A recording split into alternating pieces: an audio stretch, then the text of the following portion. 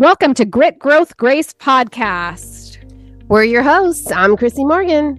And I'm Kim Gibbs. This space is for women who are ambitious, driven, and ready to make a meaningful impact.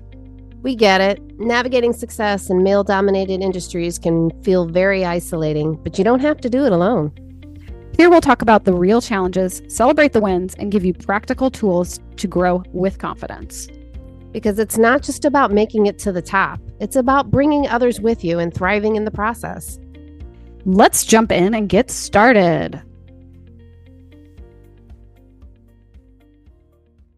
All right. This is episode 6 of the GR3 podcast, Confidence Catalyst, Transforming Conflict into Leadership Strength. See? Well, how are you today? Kim? I am doing absolutely amazing. And yourself?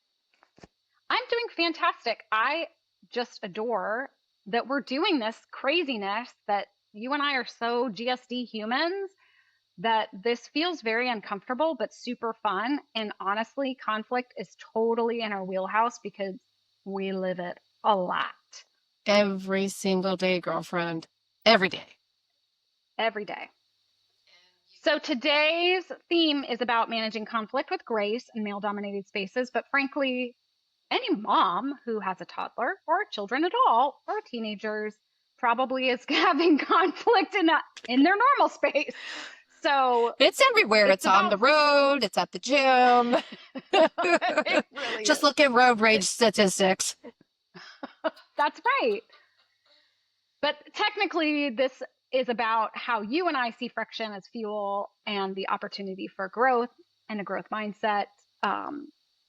And honestly, oftentimes a lot of reflection after maybe not the best reaction. So I'm excited to be here.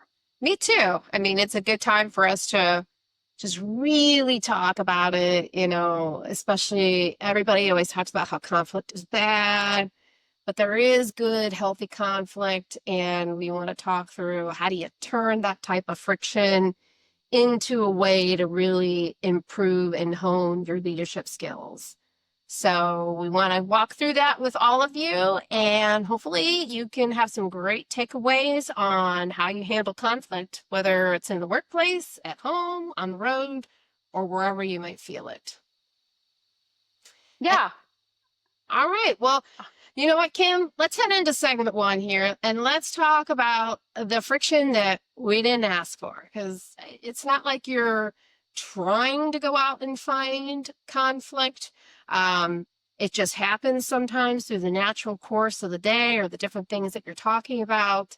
And, we want to talk through what are some of the biases being overlooked, especially as a woman in a male-dominated space, because that can create a lot of conflict, and how we go about reclaiming that power. So it's really surprising that 64% of women leaders have been mistaken for junior employees. And so how you handle when those types of things happen. So that being said, have you ever had a time when, you felt like someone dismissed you as the leader? And what did you do when that happened? Well, even though you and I have never seen each other face to face, I'm a whopping 5'1", so I don't exactly command a room.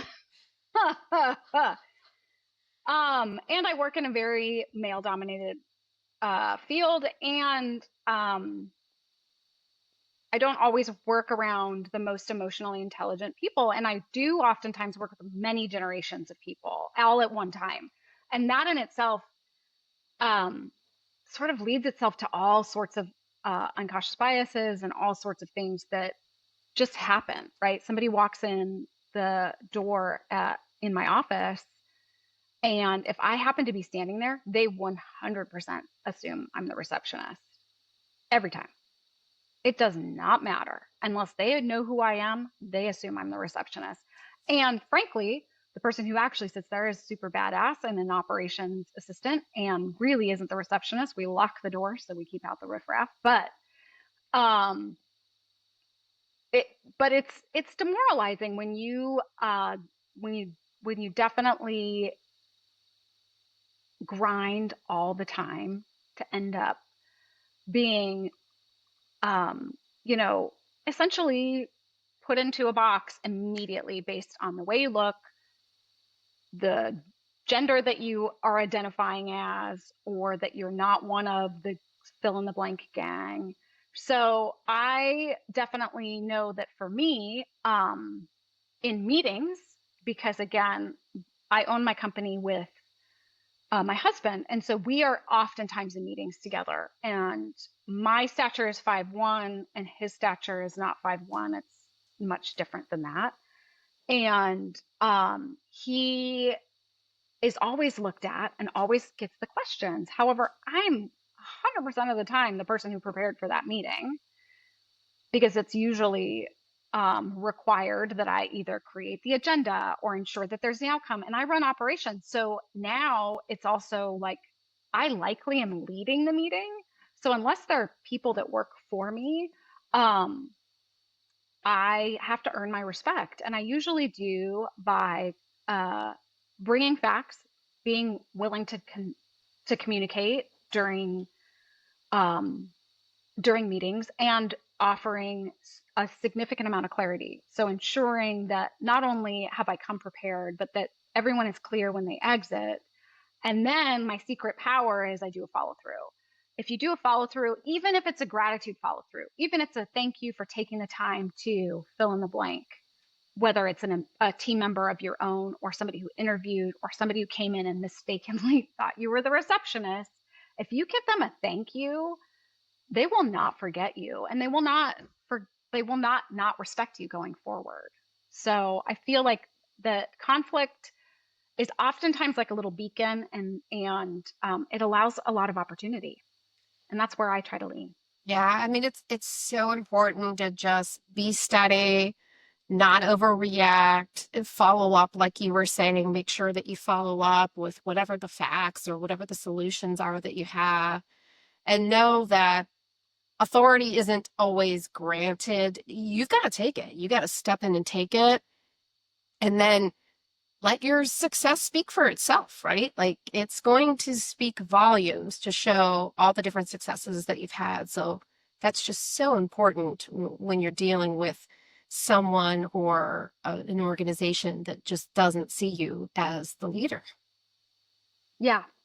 And I do, can I just quickly speak to that? Because I do think that that's worth speaking to, because there are a lot of organizations that I think get stuck in like their culture and their buzzwords and all of the things, but it's really ultimately how they treat their teammates and their team members that that shows the whole culture of the company. And I know it takes a lot of work to do that. It takes a lot of work to feel conflict and then be curious, or feel conflict and go, oh, opportunity, versus feel conflict and go, I got to go get my stuff done.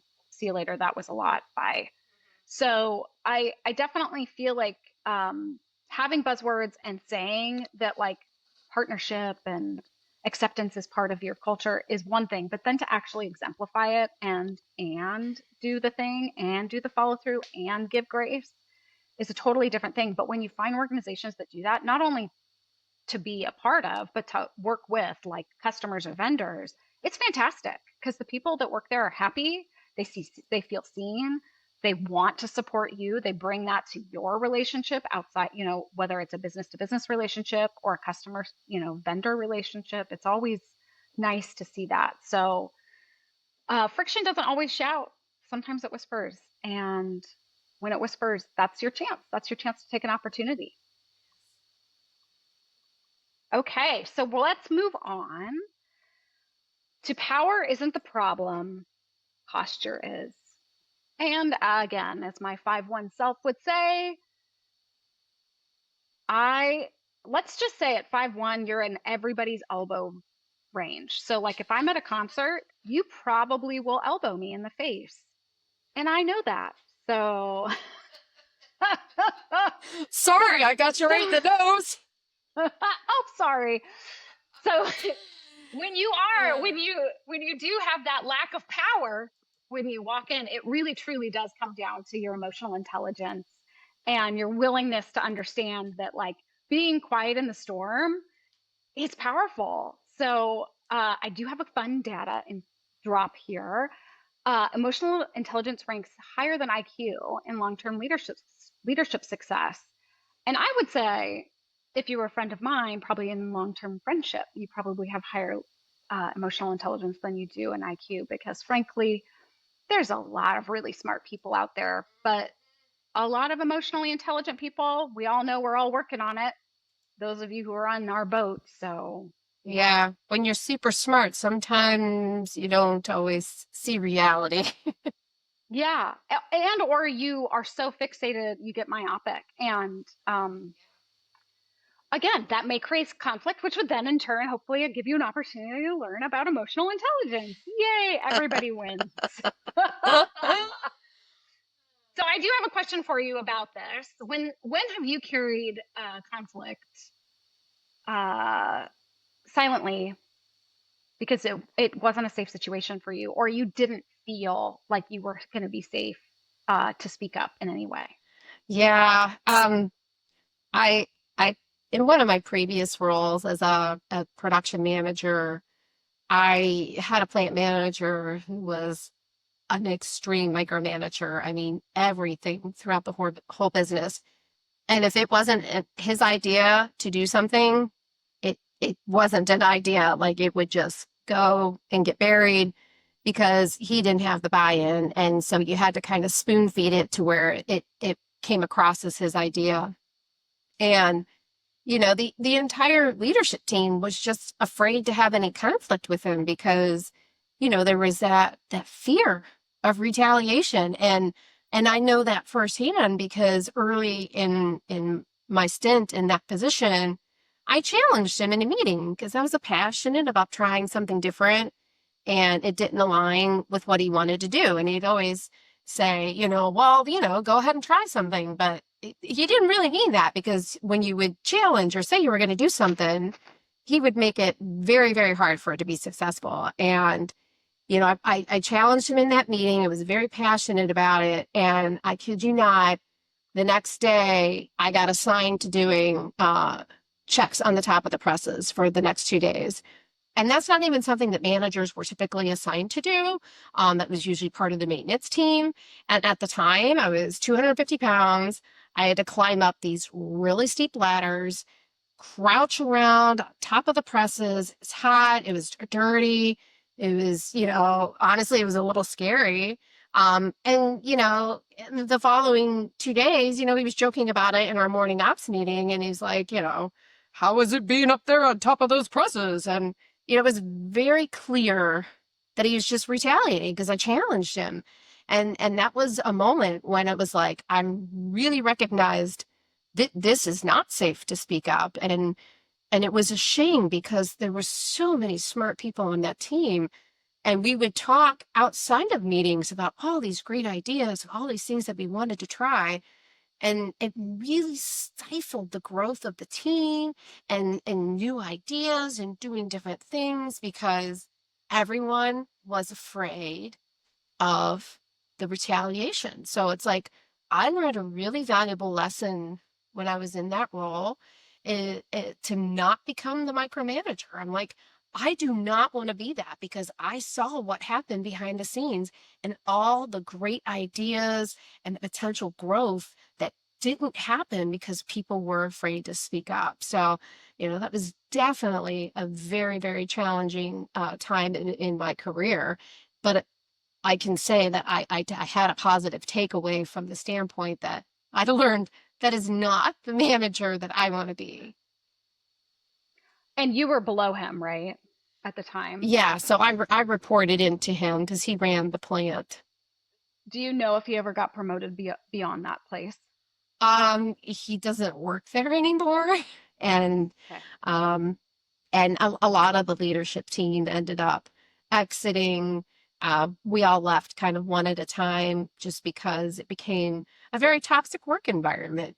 Yeah. You were Yeah. afraid. You were afraid to say anything that was outside of what he felt like should be done. And that's a shame Yeah. because that just stifles growth. Well, and you and I both know that there's a big difference between conflict and being a D. And Yeah, this that was was Big D. definitely Big being a D. D. Yeah, that was like So let's talk scary. about framework for when you maybe aren't sure. You can feel conflict, but you're maybe not sure if it is a safe place, or if you know the person you're having conflict with will likely not receive it, though as much of a growth mindset as you and I might. so, so your approach is really important. Strategic timing and strategic silence is really good, because that, unfortunately, as women, we sort of figure out that early on. I would say, like, I even say it to my toddler, and I try so hard not to, but I'm like, don't you want to be a good girl? And I'm like, oh my God, that, what parent says, don't you want to be a good boy? Like, no parent ever says that. But I'm not trying to say be a good girl. It's just like in whom I am. But definitely having that silence and timing makes a big difference. And then having a mindset that is um that requires anchoring, that you're not necessarily having to prove yourself, that you just are there in a supportive slash why are we having conflict situation. And then being being a resource or strong for somebody earns the respect, right? So if you come in and you see conflict and you use those techniques, like time it right, let them have their venting moment or whatever does the thing. If you can do that really well, you can gain an ally very fast with somebody who may be a prickly pear to a lot of other people, and all of a sudden motivate somebody that might have been one of the most challenging people on your team to motivate. Yeah, and it's so important to know, like, every situation there's always a positive takeaway. Even if it's not the best outcome that you wanted, there's always something that you can take away um from each of those situations, especially when you're dealing with conflict, and sometimes there are those times where you do need to be silent, but know that you don't have to come out swinging out of the gates always to stand strong. You can do that in other ways. You can have that strategic silence and just be an anchor for the team and do the very best that you can in every situation. It's just about being the most positive and doing and just really trying to do your very best. Yeah. Yeah. So, Kim, talking through that, we talk about failure and things like that, where, we want to just talk through, grace is a strategy. It's not a weakness. Like, giving people grace when they make mistakes or things like that, it's not a weakness. It really can be a great strategy, and where you need to choose purpose over provoking people. So instead of just poking someone in the eye all the time, how can you purposely have a discussion or try to enter in to a discussion with someone without knowingly provoking them? So in that, have you ever had to choose grace when you really just wanted to completely go off on someone? Yes, of course. And I will say I have failed at this as well. Like, I'm not perfect by any means. And I wouldn't say I've failed in the sense that I've like come in and just gone off at somebody, but I definitely have a certain pace and have a certain delivery. And so unless you enjoy that delivery, which there are definitely people that do, I have to know that you aren't going to be receptive to, I have an idea. Let's make everything even more productive, when you might hear me saying you're not being productive enough, right? Which is not what I was saying, right? Like, I'm there to be collaborative and be excited and all these things, but I'm being heard as somebody's not doing their job well. And that's never my intention. However, because of my pace and because I am So driven, it definitely has, it creeps in. I would say the one time that I probably showed grace that was the most challenging time for me, it was in the first year of us buying the business. And when we took over, the majority of the employees hadn't received a raise in 3 years, um, which is a long time.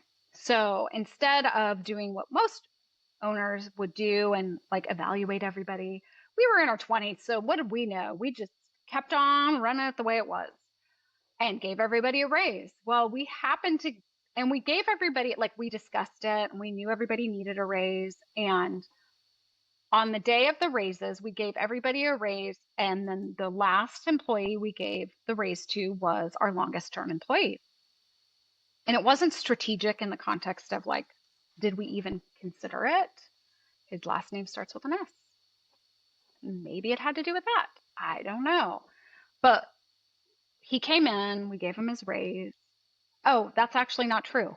I lied. Everybody got their raise. He comes in hot at the end of everybody getting their raise. Still, day's not over yet. And just is ripping us a new one. And pretty much me, like that I wouldn't know anything. How could I know anything? How dare we give everyone else a raise and not him? Blah, blah, blah. And then of course, Nick like scurries him off. And I was like, what in the world just happened? I am blown away. This person has worked for our company since they were 18. And this is what's happened when like they know how much shenanigans we had gone through to just own the business. So it was really challenging because I had to give him 100% grace because he hadn't had a raise in 3 years and he felt like he was owed it first. And I didn't show him my tears, but he got his raise, he apologized. And as soon as he apologized and left the office, I literally started bawling and I went home. And it was not because I felt like I was blown away at being disrespected when I was trying to do the right thing. But my choice to not react meant that it allowed for him to be seen for what we were trying to see him for, which was appreciation for who he was and how he'd contributed to the business for such a long time. And now he's been retired from us for 8 years. He worked for our company for over 40 years, so he worked there longer than I have. And he still buys Genevieve, my baby girl, birthday gifts. So we still have a relationship with him. He comes to all of our Christmas parties and has every year since he's retired. So I know like we have a bond. Granted, he probably doesn't even remember that moment, but I do. It's quite impactful. Yeah, I mean, it's so awesome that you were able to take that pause, understand what the behavior was, and then try to collaborate with him. And as a result, you were able to balance grace with, truth being wrapped up in his dignity, right? And you earned respect out of that. It wasn't a control thing. It was, I'm going to give you this grace because of the circumstances that you were in before you even owned the business.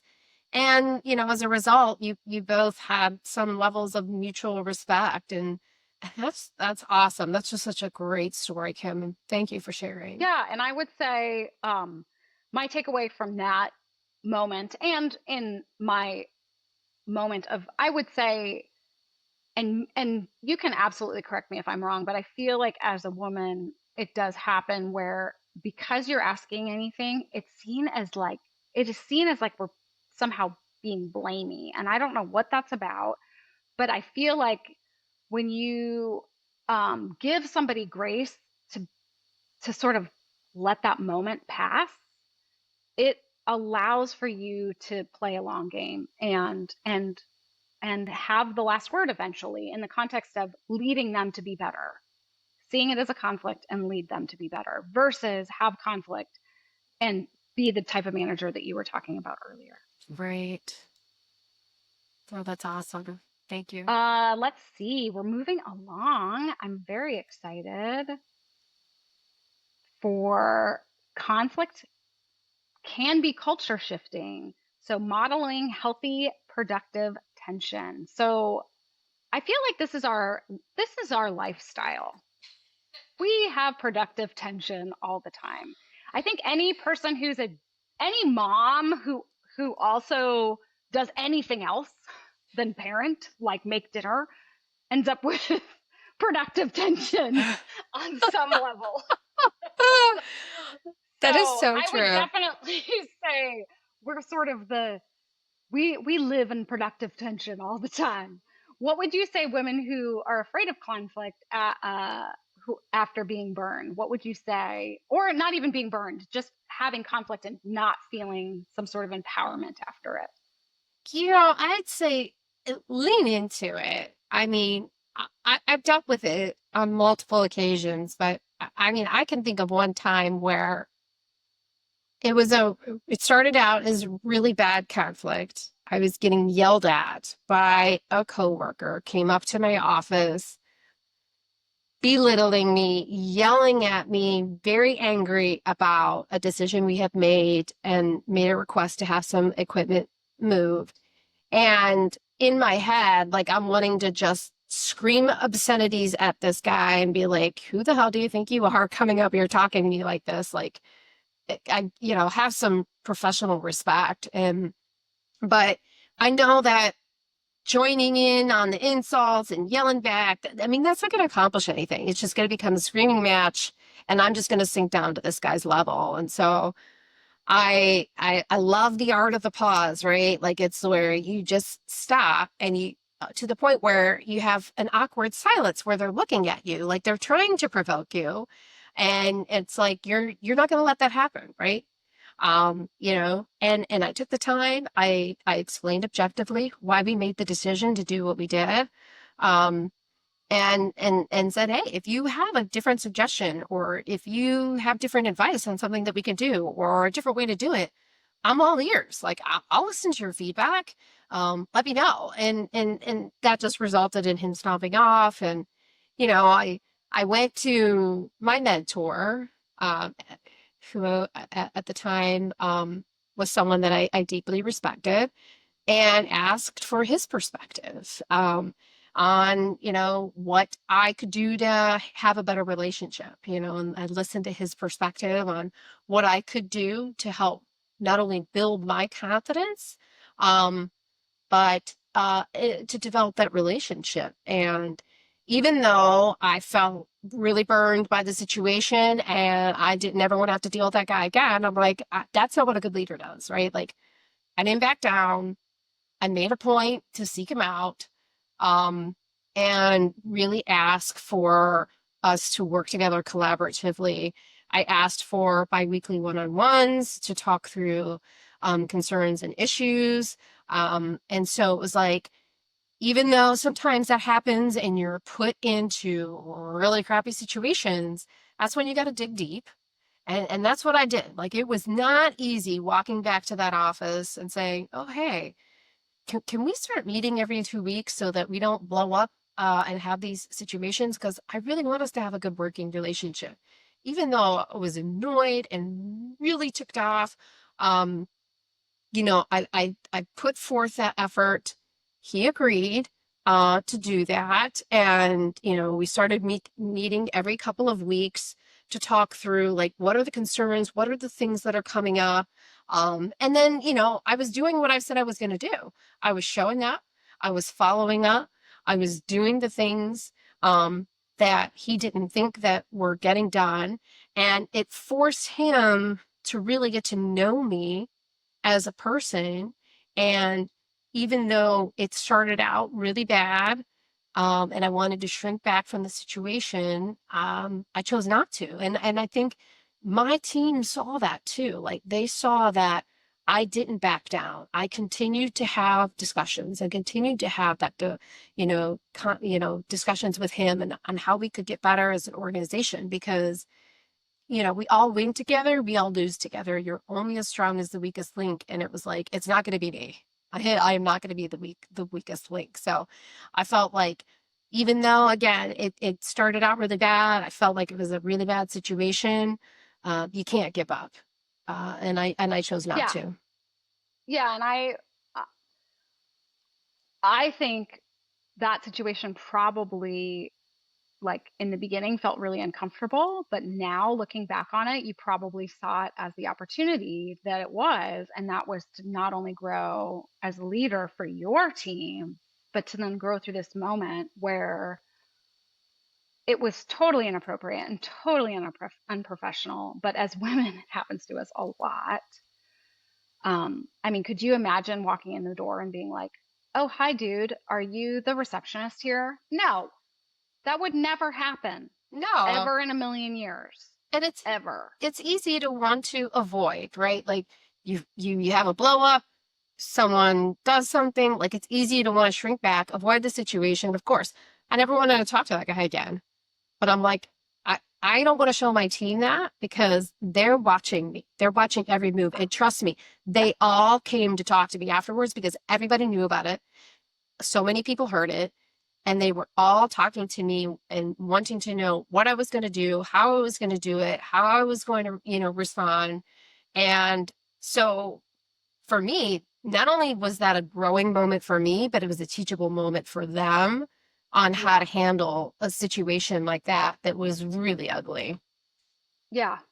And I would say in those circumstances, or any circumstance with conflict that is off the rails, I would say the quick takeaways or framework for that is you built psychological safety by staying present, taking a pause. You were the calm in the chaos, and you were able to keep your grace, give grace. And by doing so, not only did your team win, but the business objectives won. And you probably grew a lot in that moment. I did. And I took what I learned from that and have applied that to other situations where, again, it was a crappy situation. It was somebody I didn't want to have to deal with. But I'm like, my team is watching me and I want to grow and become a better leader. And psychological safety is the number one factor in high performing teams. So it was a great time for me to show my team that no matter what happens, I'm going to be there for them, to make sure that they feel safe when they're on my team, and that I'm going to support them just like I got the support during that really, really strange time. Well, and you showed your team that you were able to give grace and move forward for business objectives, even when it was absolutely not a productive conflict. And I think that you and I like conflict because it feels productive for us, because it shows us an opportunity to do more, be better, do all of these things. But when there's conflict like that, where it's just somebody blowing steam because of whatever the reason is, they don't believe you should be in the position, they don't think that you should have been promoted, they don't think that you know anything about owning a business, they don't think that you know anything about machining or the longevity that they've had in the business. um, but if you can give grace in those moments, you definitely walk away. Not, I think, not only letting the people around you see the opportunity, but you personally grow from that, because you recognize, by giving grace, I gave a gift, not only to them, but to myself. Well, and like we said in the beginning, healthy conflict is good. It challenges you, it challenges your team, it challenges people to think outside the box. If I wasn't asking a lot of questions, or I didn't have a lot of questions being asked of me, I don't see how some of the outcomes that I've had in my career, or ideas that led to sales, would have happened if we hadn't had a team that was pushing and challenging each other through that level of healthy conflict, to say Yeah. it's to make it safe. It's okay to push each other. this is a safe space. It's okay to ask those questions and to push each other.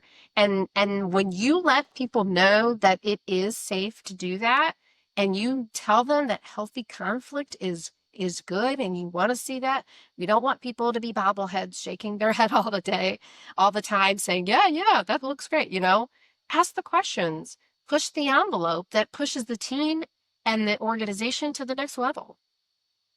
Yeah, and I think that it's not just about saying it, it is exemplifying it. And in that moment, you did that. In that moment, you really did exemplify um, the willingness to take a conflict and turn it into a win and an opportunity versus take a conflict and just have some sort of spat with another department. Yeah, and grace is how we lead, and you do it so well.